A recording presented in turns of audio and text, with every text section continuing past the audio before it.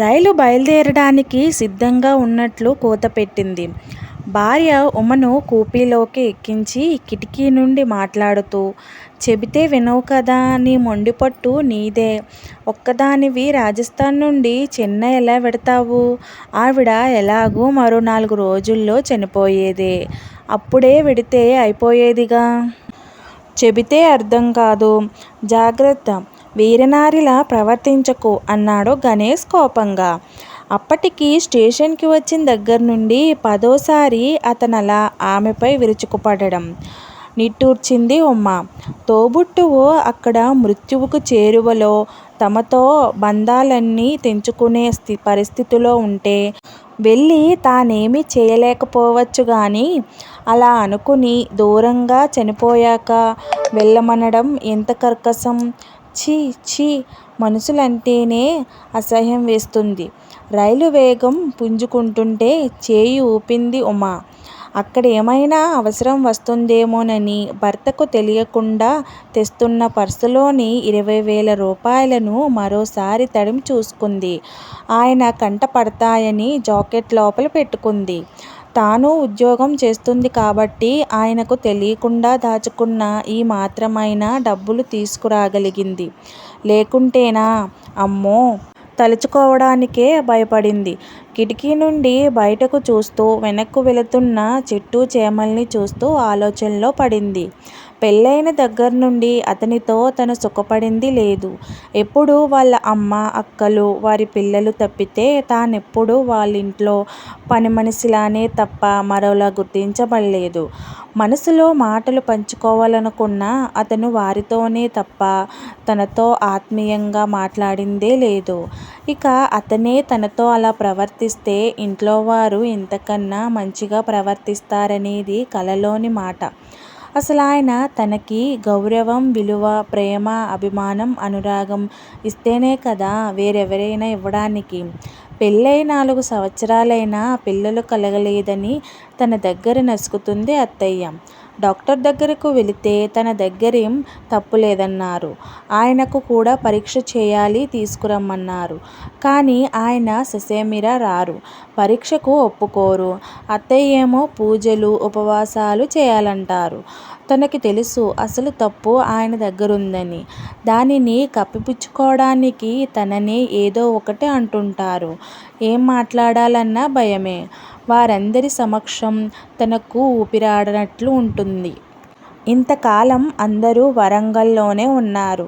గత 2 నెలల క్రింద ఆయనకు ఉద్యోగరీత్యా రాజస్థాన్ ట్రాన్స్ఫర్ కావడంతో ఆయన తను అక్కడకు వెళ్ళిపోయారు. అయినా రోజూ ఆయన ఫోన్ చేస్తూ సలహాలు వాళ్ళ అమ్మ వాళ్ళ నుండి తీసుకుంటూనే ఉంటారు. తానేమీ సమిష్టి కుటుంబానికి వ్యతిరేకి కాదు. చాలా ఇష్టపడుతుంది అందరూ కలిసి ఉండడాన్ని. కానీ మాట మాటకు, ప్రతి చిన్న పనికి తప్పును వెతికి సహనాన్ని పరీక్షించేలా మాట్లాడేవారి ధోరణి జీర్ణించుకోలేకపోతుంది. అక్క మాధవికి బ్రెయిన్ క్యాన్సర్ వచ్చి అమ్మ వాళ్ళు, అక్క, బావ వాళ్ళు చాలా బాధపడుతున్నారు. గత కొద్ది కాలంగా అది చాలా ఎక్కువయింది. నిన్న నాన్న ఫోన్ చేసి అక్క కోమాలో ఉంది, కేవలం రోజులో అన్నారు డాక్టర్లు అని ఏడ్చాడు. ఈ విషయం విన్నాక తన ప్రాణం ఎలా నిలుస్తుంది?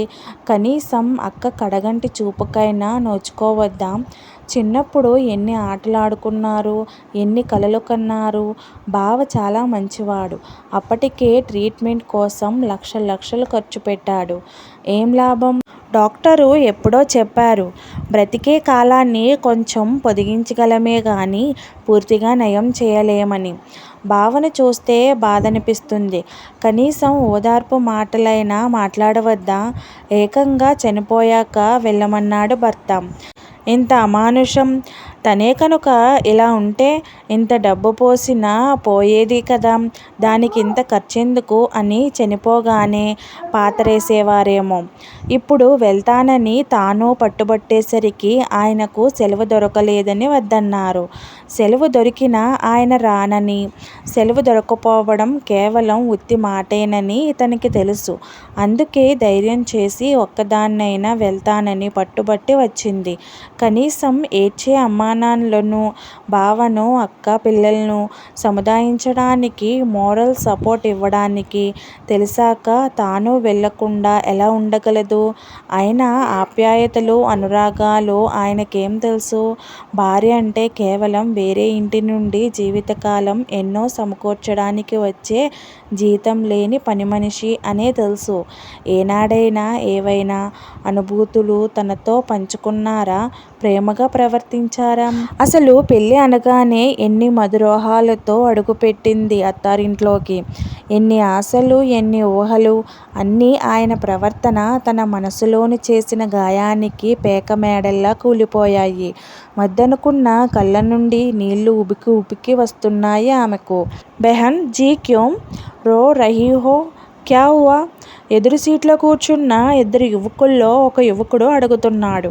అప్పటికి గాని తెలియలేదు ఉమకు తనకు తెలియకుండానే తన కళ్ళు ఆవేదనను అశ్రుబిందువులుగా వర్షిస్తున్నాయని.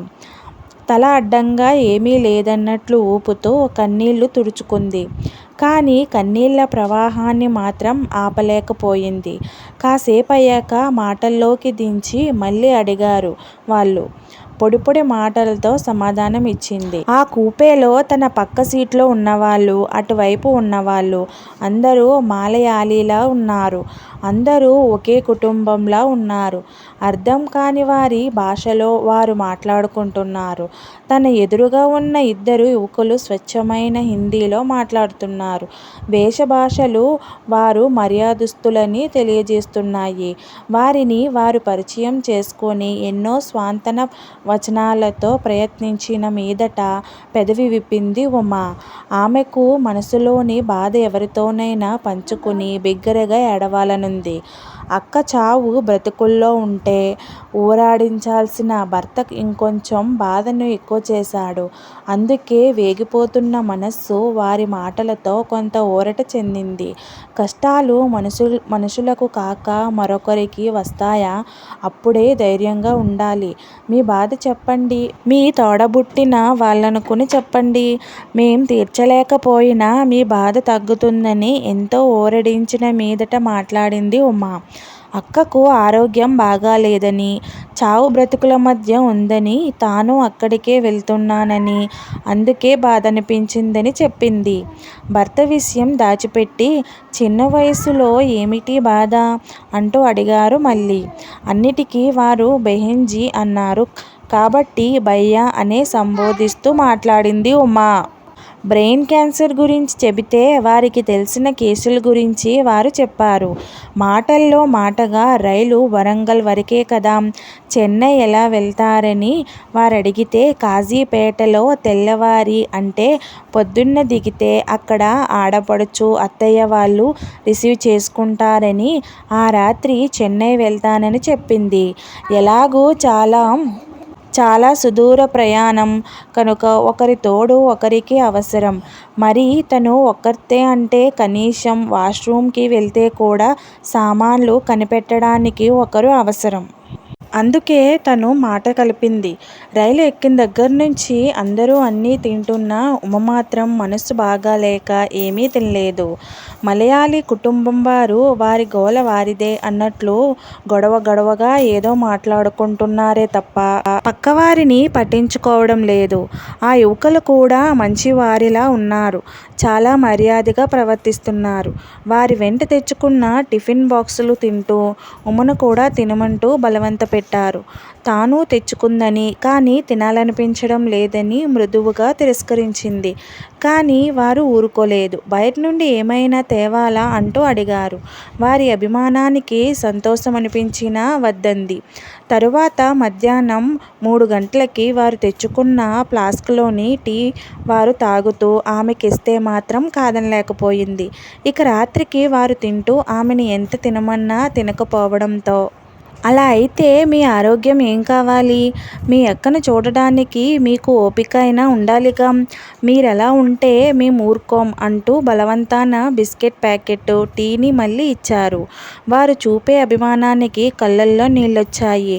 థ్యాంక్ యూ భయ్యా అంటూ వారు విడిచేలా లేరని, తనకి కూడా తీసుకొచ్చుకున్న బాక్స్ తినాలనిపించక వారన్న మాటలు కూడా సబబుగానే ఉండడంతో టీలో ముంచుకొని బిస్కెట్స్ తిని టీ తాగింది. వారితో మాట్లాడుతూ మలయాళీ కుటుంబం వారు దిగడా నీకో ఏమో హడావిడి పడుతూ సర్దుకుంటున్నారు. తినగానే నిద్ర ముంచుకొచ్చింది. ఆమె ప్రమేయం లేకుండానే మత్తుగా నిద్రపోయింది. ఆమెకు మెలకువ వచ్చేసరికి హాస్పిటల్లో బెడ్ పైన ఉంది. ఒకవైపు చేతికి గ్లూకోజ్ ఎక్కుతోంది. కనురెప్పలు కేజీల కొద్దీ బరువులు వేసినట్లు బరువుగా ఉన్నాయి. కళ్ళు బలవంతాన తెరవగానే డాక్టర్, ఆడబడుచు, అత్తయ్య, పోలీసులు కనిపించారు. ఎలా ఉంది అంటూ. అత్తయ్య ఏం జరిగింది అంటూ పోలీసులు అడుగుతున్నారు. ఏమీ అర్థం కాలేదు ఉమకు. అంతా అయోమయంగా ఉంది. ఆలోచించడానికి మెదడు సహకరించడం లేదు. మత్తుగా ఉంది. కళ్ళు మూసుకుపోతున్నాయి. ఇంకా నిద్రపోవాలనిపిస్తోంది. ఏమైనా చెప్పడానికి, ఆలోచించడానికి మెదడు, శరీరం ఏదీ సహకరించడం లేదు. మత్తుగా నిద్రపోవాలనిపిస్తోంది. డాక్టర్, దయచేసి ఆమెకు విశ్రాంతి ఇవ్వండి. చాలా పవర్ఫుల్ మత్తుంది అంటున్నాడు. మాటలు అలా లీలగా వినబడుతుండగా మళ్ళీ కళ్ళు మూతలు పడ్డాయి. ఆ రోజంతా కూడా అలా మత్తులోనే ఉంది ఉమ. మెలకువ వచ్చాక తెలిసిన విషయం ఏమిటంటే ఎదురుగా ఉన్న యువకులు తనకు మత్తుమందున్న బిస్కెట్లు, టీని ఇచ్చారని, దాంతో తను స్పృహలో లేకపోతే తన దగ్గరున్న డబ్బు, మెల్లో బంగారం గొలుసు, చేతికి ఉన్న గాజులు, తన బ్యాగ్ అన్నీ తీసుకొని తనను కాజీపేట స్టేషన్లో చివర ఒక చెట్టుకు ఆనించి కూర్చోబెట్టి వెళ్లారని, తనను రిసీవ్ చేసుకోవడానికి వచ్చిన ఆడపడుచు రైలు వచ్చి వెళ్ళిపోయినా తన జాడ ఎంతకు కానరాకపోవడం, సెల్ స్విచ్ ఆఫ్ అని వస్తుండడంతో వెతుకుతూ ప్లాట్ఫామ్ చివర చెట్టు దగ్గర తనను చూసి తన అవతారానికి ఆశ్చర్యపోయి భయంతో రైల్వే పోలీసులకు ఫిర్యాదు చేసిందని, వారి సహాయంతో స్ప్రేచార్ పై హాస్పిటల్లో చేర్చారని, చేర్చి ఇప్పటికి 2 రోజులయ్యిందని, మనుష్యులపై ఉన్న నమ్మకం ఆమెకు ఈ సంఘటనతో పూర్తిగా తుడిచిపెట్టుకుపోయింది. ఆ 4 రోజులు పోలీసుల ఇన్వెస్టిగేషన్లు, అత్తయ్య, ఆడబడుచుల ఆరాలు, ఫోన్లో భర్త ఈసడింపులు, డబ్బు తీసుకెళ్లిన విషయం తెలిసి తిట్లు అన్నీ బతుకుపై విరక్తిని కలుగజేశాయి. ఈ మత్తు నుండి, షాక్ నుండి తేరుకోకముందే అక్క చనిపోయిందని వార్త తెలిసింది. గుండెల్ని పిండినట్లయింది. అంతకన్నా విరక్తి కలిగే సంఘటన తరువాత జరిగింది. డబ్బులు పర్సులో పెట్టుకున్న, జాకెట్ లోపల పెట్టుకున్న సంగతి ఉన్నదన్నట్లుగా చెప్పింది ఉమ పోలీసులకు. భర్త తరువాత ఫోన్లో మాట్లాడుతూ చేతి గాజులు, కాలి పట్టీలు, బ్యాగ్తో పాటు జాకెట్ లోపల వేసుకున్న మంగళసూత్రం, గొలుసు, డబ్బులు అన్నీ తీసుకెళ్లారు వాళ్ళు. అంటే వారు జాకెట్ లోపల చూశారు. పైగా నిన్ను చెట్టు దగ్గర కూర్చోబెట్టినప్పుడు రేగిన జుట్టు, చెదిరిన బొట్టు, అస్తవ్యస్తమైన బట్టలతో ఉన్నావు కనుక బాబు నిన్నేమైనా చేశారేమో. అసలు నిన్ను అనాలి. ఎవరితోనైనా ఇష్టం వచ్చినట్లు మాట్లాడతావు. ఎవరేమిస్తే అది తింటావా? వద్దంటే వెళ్ళావు. కొంచెం భయం లేదు. ఇంకా అలా మాట్లాడుతుంటే అప్రయత్నంగా రిసీవర్ వదిలేసింది. ఊహించని షాకుకు లోనైంది. తరువాత ఆడబడుచు వాళ్ళు గణేష్ చెబితే డాక్టర్లతో చెప్పి ఆ టెస్ట్ కూడా చేయించాము. ఏమైనా అయిందేమోనని. ఇంకా నయం, ఏమీ కాలేదు అంటుంటే అసహ్యమేసింది ఉమకు. మానసిక ధైర్యాన్నిచ్చి అండగా నిలవాల్సిన భర్త సూటిపోటి మాటలతో మనస్సు నొప్పించడమే కాకుండా టెస్ట్ చేయించామని ఎంతో మామూలు విషయంలా చెబితే జీర్ణించుకోలేకపోయింది. అసలు అంత నమ్మకం లేనిది ఇక ముందు అతనితో కాపురం ఎలా చేయగలుగుతుంది? ఇంతకాలం ఎన్ని రకాలుగా బాధపెట్టినా ఈ విషయాలతో అమ్మా నాన్నలకు బాధ పెట్టలేక, ఈ వయసులో వారిని కష్టపెట్టడం ఇష్టం లేక ఏమీ చెప్పలేదు. మనస్సుకే సర్ది చెప్పుకుంది. ఇప్పుడు అణువణువున అతని పట్ల అసహ్యం పేరుకుపోయింది. అక్క చనిపోవడంతో అన్యమనస్కంగానే చెన్నై వెళ్ళింది. కానీ మనస్సంతా విరక్తిగా, నిర్వేదంగా మారిపోయింది.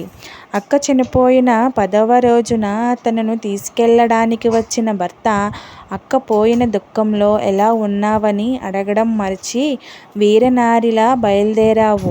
ఎవడు పడితే వాడితో రాసుకు పూసుకు మాట్లాడతావా? ఛీ ఛీ అంతా మా కాలేజీలో ఇలా జరిగిందంట కదా అంటూ పేపర్లో చూసి అడిగితే తలెత్తుకోలేకపోయాను. వాళ్ళు నీ శరీరంలో ఇంకా వేటిని ముట్టుకున్నారో ఇలా మాట్లాడుతుంటే ఇంకా ఆవేశాన్ని ఆపుకోలేకపోయింది. ఇంకా ఆపండి. ఛీ మీరు మనుషులేనా? అక్కపోయిన దుఃఖంలో ఉన్నవారిని ఓదార్చాల్సిన విధానం ఇదేనా? నేను ముందే చెప్పాను. నేను బాధలో ఉంటే వాళ్ళు బెహెన్జీ అంటూ మాట్లాడుతుంటే మంచివాళ్ళనుకున్నాను. ఏమీ తినలేదని టీ ఇస్తే తాగాను.